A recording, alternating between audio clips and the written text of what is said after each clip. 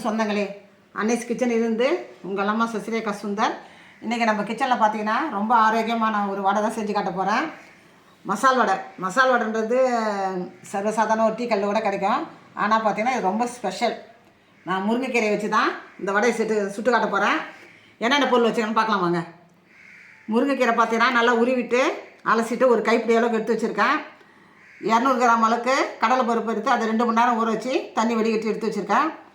ஒரு medium size வெங்காயம், பெரிய வெங்காயத்தை கட் பண்ணி வச்சுருக்கேன். 2 பூண்டு பல், 3 காஞ்ச மிளகா, 1 டீஸ்பூன் சோம்பு. பச்சை மிளகா வந்து தேவைப்படுறவங்க நீங்கள் போட்டுக்கோங்க. சின்ன குழந்தைங்க இருக்கிறதுல பச்சை மிளகா வாயில் பட்டாலே கற்றுங்க, இந்த வடையை சாப்பிடாதுங்க. அதனால் பார்த்தீங்கன்னா குழந்தைங்க இருக்கிறதுல காஞ்ச மிளகா, பூண்டு, சோம்பு வச்சு அரைச்சி நம்ம செஞ்சாலே சாப்பிட்றோம், அழகாக சாப்பிட்டோம் பசங்க. இப்போ பார்த்தீங்கன்னா இந்த கடலை பருப்பையும் இந்த மிளகா, பூண்டு இதெல்லாம் மிக்சியில் போட்டு அரைச்சி எடுத்து வந்துடுறேன். மிக்ஸி ஜாரில் போட்டு இந்த காஞ்ச மிளகா, சோம்பு, பூண்டு எல்லாத்தையும் போட்டு குறப்பாக இந்த கடலை பருப்பு அரைச்சி எடுத்து வந்தாச்சு. வேறு பாத்திரத்தை மாற்றிக்கலாம்.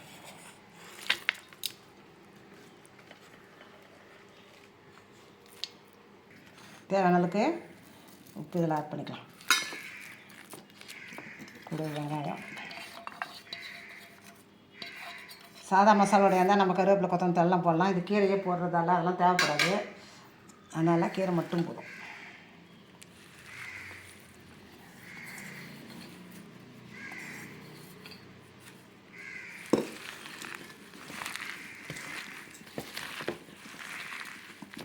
இது ரொம்ப ஆரோக்கியமானது, எல்லா சத்து நிறைஞ்சது. இந்த முருங்கீரை பார்த்திங்கனாக்கா நம்ம கூட்டு வச்சு சாப்பிடுவோம், பொரியல் செஞ்சு சாப்பிடுவோம், சாம்பார் வச்சு சாப்பிடுவோம். வடைன்றது அவ்வளோ சீக்கிரம் நம்ம இந்த கீரையை போட்டு செய்ய மாட்டோம் யாருமே. ஆனால் இந்த வடையை செய்யும்போது நல்லா முறு நல்லாயிருக்கும் பாருங்கள், கிறிஸ்பியாக நல்லாயிருக்கும். நல்லா பிசைஞ்சிட்டோம். இப்போ நம்ம போட்டு எடுக்க வேண்டியது தான். அடுப்பை தச்சாச்சு, அது மேலே நம்ம பாத்திரம் வச்சுட்டோம். அதில் தேவையான அளவுக்கு எண்ணெய் ஊற்றியாச்சு. இப்போ வடையை போட்டு எடுக்க வேண்டியதான்.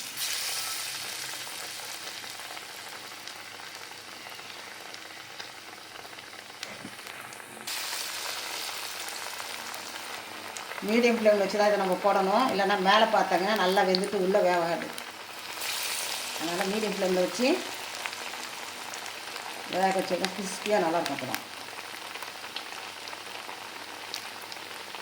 எவ்வளோ மெல்சாக தட்ட முடியுமோ அவ்வளோ மெல்சாக தட்டணும்.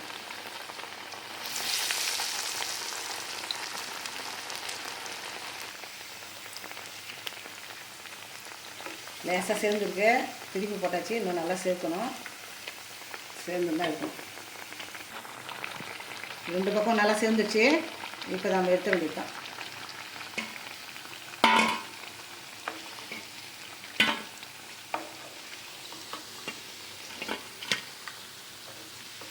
இதே மாதிரி மீதி இருக்கிற மாவையும் நான் கொஞ்சம் கொஞ்சமாக போட்டு எடுத்துறேன்.